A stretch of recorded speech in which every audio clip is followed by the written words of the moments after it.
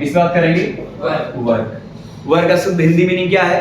काम, या जो कोई काम करते हैं वो कहलाता है वर्क। जनरली डिफिनीशन वर्क क्या आती है? वर्क डिफिनीशन कहां से आती है? तो वर्क डिफिनीशन जनरली पहले आती है फोर्स से। कहां से आती है? फोर्स से। जब भी हम किसी बॉडी में फोर्स लगाते हैं, क्या लगाते हैं? फोर्स। जनरली फोर्स से क्या कहते हैं? Pull up push. तो pull up push is non force, generally simple word है। तो जब हम किसी बॉडी में फोर्स लगाते हैं वो अपनी बॉडी अपनी इनिशियल पोजीशन से डिस्प्लेस होती है। जैसे मान लीजिए आपके पास बॉडी है कोई, ये इसका मास m है, ये अभी यहाँ पर रेस्ट पर रखी हुई, कहां पर रखी हुई है? रेस्ट पर रखी हुई है। आपने इसमें कोई F फोर्स लगाया, कौन सा फोर्स लगाया? F फोर्स लगाया। ये बॉडी यहां तक d डिस्टेंस डिस्प्लेस हुई। कितना डिस्टेंस? d डिस्टेंस डिस्प्लेस हुई। ये बॉडी मान लीजिए इस पोजीशन पर आ गई। आपकी बॉडी m बॉडी थी जिसका मास m था, उस बॉडी रेस्ट पर रखी थी, आपने फोर्स F लगाया, उस बॉडी को d डिस्टेंस डिस्प्लेस करा और मान लीजिए इस जगह पर आपकी बॉडी आ गई। इसका मतलब जब आपने फोर्स लगाया, फोर्स लगाते ही आपकी बॉडी में क्या हुआ? डिस्प्लेसमेंट हुआ, मतलब बॉडी अपनी इनिशियल पोजीशन से मूव हुई। तो जब डिस्प्लेसमेंट होगा अपनी इनिशियल पोजीशन से, तो वहां कह सकते हैं कोई ना कोई वर्क डन हुआ होगा। तो जनरली वर्क डन कैसे नाम लगती है?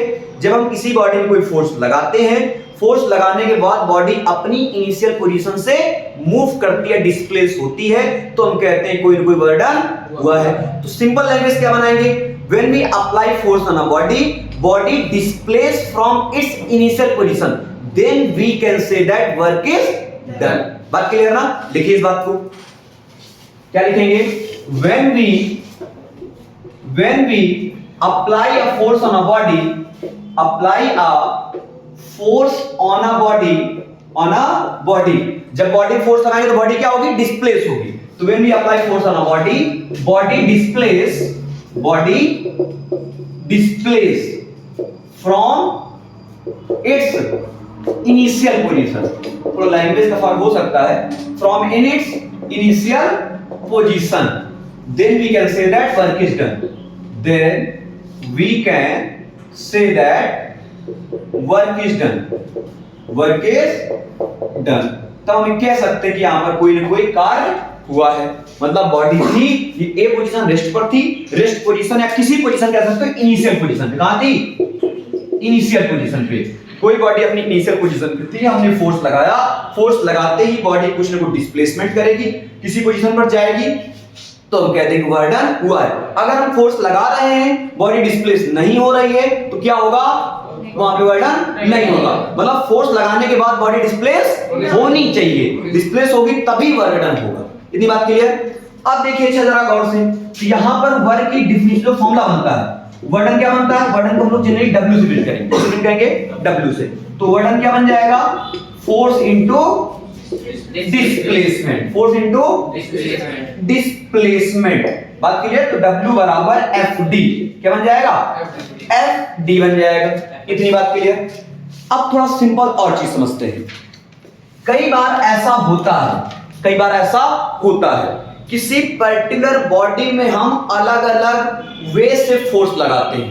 कहने का मतलब, जैसे मान लीजिए बॉडी है, थोड़ा समझिएगा गौर से, ये बॉडी है, ये आपका ग्राउंड फ्लोर है। क्या है ये? आपका ग्राउंड फ्लोर है। क्या है? Ground floor. ये आपकी बॉडी है। तो कई बार ऐसा होता है कि आप पर्टिकुलर बॉडी में हो सकता है स्ट्रेट डायरेक्शन में फोर्स लगा रहे हैं, मतलब ग्राउंड फ्लोर के पैरेलल फोर्स लगा रहे हैं, उसके बॉडी के मतलब पैरेलल फोर्स लगा रहे हैं, ठीक है, डायरेक्ट स्ट्रेट फोर्स लगा रहे हैं। कई बार ऐसा होता है कि आपकी बॉडी है और आप उसमें किसी पर्टिकुलर, आपकी बॉडी मूव इधर कर रही है, लेकिन आप फोर्स कहां लगा रहे हैं? इस डायरेक्शन में लगा रहे हैं। तो कहने का मतलब यहां पर आप पर्टिकुलर डायरेक्शन इधर लगा रहे हैं, बॉडी आपकी मूव इधर कर रही है। तो कई बार ऐसा होता है कि जे डायरेक्शन में डिस्प्लेसमेंट होता है, उस डायरेक्शन में फोर्स ना लगा करके किसी और डायरेक्शन में फोर्स लगाते हैं। जैसे इस वाले केस में बॉडी डिस्प्लेसमेंट इधर हो रही है, लेकिन हम फोर्स कहां लगा रहे हैं? ऊपर डायरेक्शन लगा रहे हैं। तो कहने का मतलब डिस्प्लेसमेंट जी डायरेक्शन में हो रही है और जी डायरेक्शन में फोर्स लगा रहे हैं, उसके बीच में एंगल बन रहा है। क्या बन रहा है? एंगल। हो सकता है 9th क्लास में एंगल की बात ना करी जाए। थीटा रिप्रेजेंट करता है, इसको पढ़ते हैं थीटा। क्या पढ़ते हैं? थीटा। और थीटा रिप्रेजेंट करता है एंगल को। एंगल मतलब उनके बीच में बनने वाला कोण, कोई ना कोई एंगल बनेगा। तो ये एंगल रिप्रेजेंट करता है। तो इसका मतलब जब इस केस में फोर्स लगाओगे तो इस केस में वर्क डन का फॉर्मूला यही होगा, लेकिन जब इस केस में फोर्स लगाओगे इस तरीके से ऊपर, तो इस केस में क्या होगा, वर्क डन इस एंगल थीटा पर भी रिप्रेजेंट करता है। इतना नोट करो, फिर देखते हैं कैसे रिप्रेजेंट करता है। बात क्लियर है बेटा? इसको जल्दी नोट करिएगा। तो ये चीज आप क्लियर रहनी चाहिए कि मतलब पर्टिकुलर हम एक किस डायरेक्शन में फोर्स लगा रहे हैं, वो चीज रहती है। रफ कर देना, देखिए चाहे ऊपर रफ कर दे, ठीक है, बाद में नीचे नोट करते जाइएगा। अब देखिए जरा गौर से, तो किस तरीके से लिखा हुआ है बाद में नोट कर लीजिए, ठीक है। देखिए जरा गौर से, अगर मान लीजिए आपने, मैंने कहा केस नंबर फर्स्ट पे बात कर रहा हूं मैं, अगर आप जिस डायरेक्शन में आपकी बॉडी डिस्प्लेस हो रही है उसी डायरेक्शन में फोर्स लगा रहे हैं, तो उस केस में आपका work done force into displacement ही होगा। अच्छा, ये भी थोड़ा सा मैटर करता है कि यहां पर क्रॉस और डॉट मतलब मल्टीप्लाई साइन है, तो यहां पर डॉट और क्रॉस का बड़ा फर्क रहता है। ये दो साइन होते हैं। अभी तक क्या सीखते हो, मल्टीप्लिकेशन का मतलब हम लोग क्रॉस ही लगाते हैं, लेकिन कई बार डॉट भी लगा देते हैं, उसका भी मतलब मल्टीप्लाई ही होता है। जो लिखा ना, कई बार जैसे लिखा 3 into 2 कितना हो गया 6, लेकिन 3 डॉट 2 लिखा है तब भी उसको 6 पढ़ सकते हो। इसका मतलब क्या होता है, मल्टीप्लाई। थोड़ा देख लेते हैं उसका रीजन क्या है। मल्टीप्लाई डॉट और क्रॉस का फर्क क्या रहता है, यहां की बात कर उसमें भी डॉट का मतलब तब यूज करते हैं जब हम पर्टिकुलर कोई स्केलर क्वांटिटी की बात करते हैं, मतलब उसमें वैल्यू में मैग्नीट्यूड की बात करते हैं, डायरेक्शन की बात नहीं करते हैं, वहां पर हम लोग डॉट लगाते हैं, ठीक है। वो आपने पढ़ा होगा वेक्टर क्वांटिटी और स्केलर क्वांटिटी, वहां पे मैटर करता है, ठीक है। तो अब इस कंडीशन में आपका फोर्स इनटू डिस्प्लेसमेंट आ जाएगा, ठीक है, एफडी आ जाएगा। लेकिन अगर आप पर्टिकुलर कोई बॉडी में किसी एंगल से फोर्स लगा रहे हो, किससे लगा रहे हो, एंगल से, मतलब आपकी बॉडी डिस्प्लेस इस डायरेक्शन में हो रही है, फोर्स आप ऊपर लगा रहे हो, एंगल क्या बनेगा, थीटा बनेगा। तब वर्क डन जो फॉर्मूला निकलता है एफडी कॉस थीटा। क्या निकलता है, FD cos theta, force into displacement into cos theta. ये ट्रिग्नोमेट्रिक फंक्शन है कॉस थीटा, इस पे एंगल पे डिपेंड करेगा। तो ये आपका क्या जाता है, work done FD cos theta. Value आपको शायद याद होगी कॉस की, नहीं आप याद कर लीजिए। 0 डिग्री होता है क्या, 0 डिग्री होता है 1, कितना होता है 1, और कॉस में ये थीटा हो जाएगा, थीटा और कॉस हो जाएगा, इसकी याद रखो, बस दिक्कत नहीं है। 0 डिग्री होता है 1 और 30 डिग्री में कितना होता है, √3/2, √3/2 कॉस की बात करो, साइन की बात करो, √3/2, और 45 का होता है 1/√2, 1/√2, और 60 का होता है 1/2, और 90 का होता है 0। ये कॉस में इनकी 4-5 की वैल्यू याद रखो, इतने से काम हो जाएगा।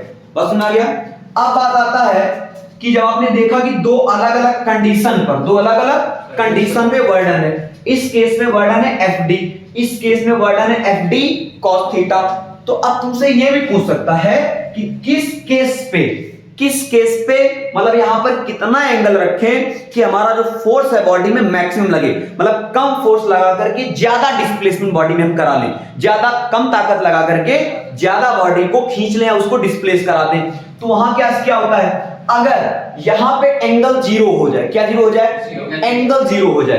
एंगल 0 होने का मतलब बॉडी डिस्प्लेसमेंट इस डायरेक्शन में हो रही है, फोर्स इस डायरेक्शन में लग रहा है, तो कहने का मतलब जो फोर्स इस डायरेक्शन में लग रहा है वो उसी डायरेक्शन में फोर्स को ले आओ जिस डायरेक्शन बॉडी डिस्प्लेस हो रही है, मतलब दोनों ही एक ही डायरेक्शन में हो जाएं, या कह सकते हो पैरेलल हो जाए, कोलिनियर हो जाए। क्या हो जाए, पैरेलल हो जाए, मतलब ये जो फोर्स है ये इसमें आ जाए, कहां आ जाए, इसमें आ जाए, इसी डायरेक्शन में आ जाए, तो ये एंगल क्या हो जाएगा, 0 हो जाएगा, और फोर्स उसी डायरेक्शन में आ जाएगा जिस डायरेक्शन में बॉडी डिस्प्लेस हो रही है।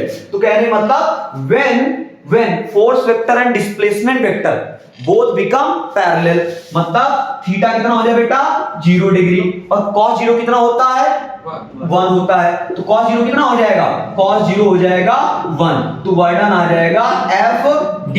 ये मैक्सिमम लगेगा कब, एंगल पर एंगल 0 होगा, यहां से मैक्सिमम वर्क डन निकलेगा। कितना निकलेगा, मैक्सिमम वर्क डन निकलेगा। इतनी बात क्लियर। तो इस तरीके से एंगल पे डिपेंड करता है। अब तुमसे क्वेश्चन और अलग अलग पूछ सकता है कि हमको वर्क डन बताओ, जब बॉडी में हमने फोर्स लगाया 30 न्यूटन, कितना लगाया 30 न्यूटन, एंगल बना रहा है 45 डिग्री, और बॉडी डिस्प्लेस हुई 5 मीटर, वर्क डन बताओ। तो अलग अलग एंगल पे वैल्यू आपको पता है, एंगल पे रख के वर्क डन निकाल लेंगे। इधर हो गए फटाक से। इनिशियल अभी नोट कर लीजिएगा, थोड़ा हाथ तेज चलाइए।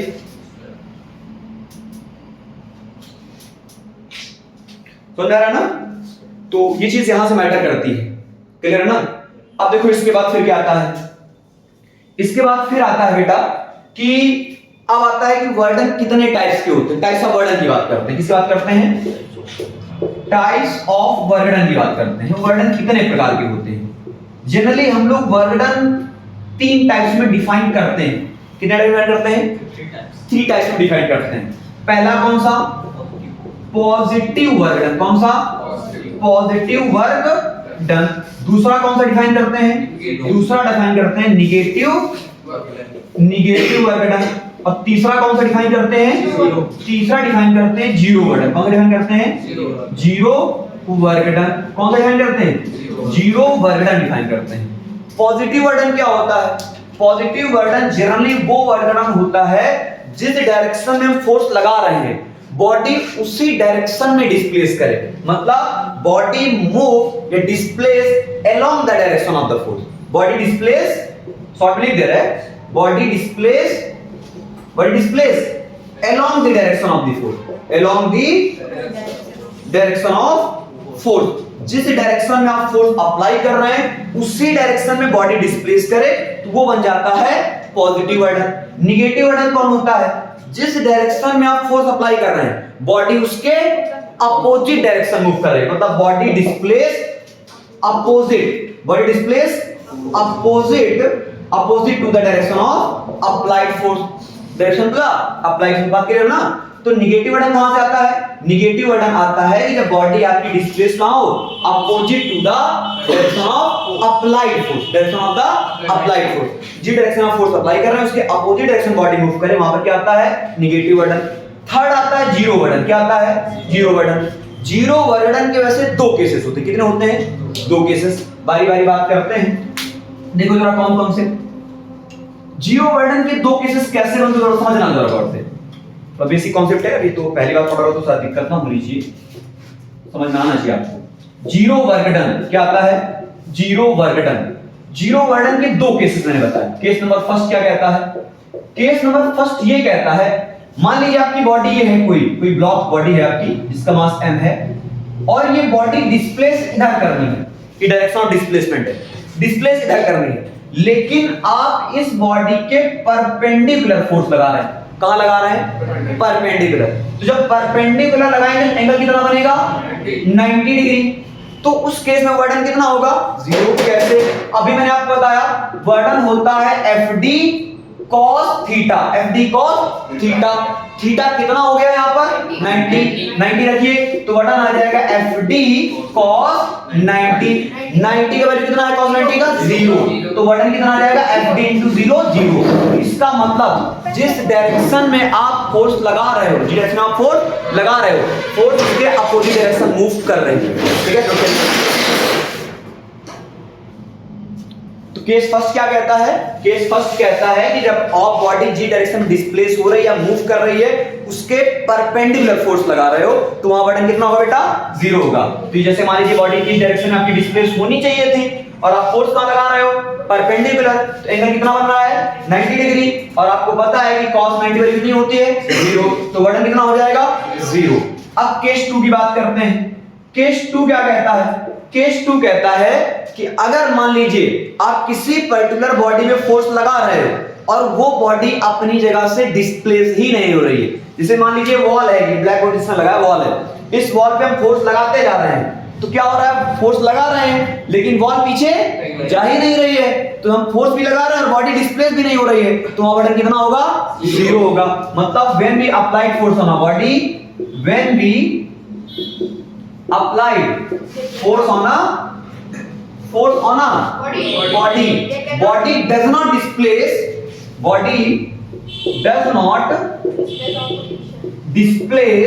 from its initial position,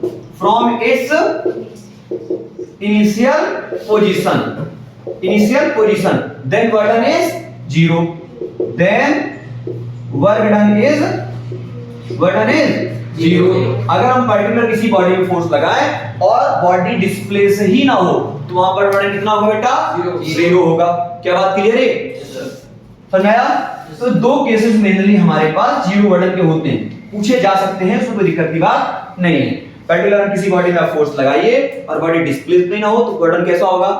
zero होगा। तो इतना बात क्लियर? तो ये वर्डन के कुछ पॉइंट्स जो आपको मैंने बताए कि वर्डन क्या होता है, वर्डन के कितने टाइप्स होते हैं और उन टाइप्स के ये दो पर्टिकुलर केसेस। इतनी बात क्लियर? अब इसके बाद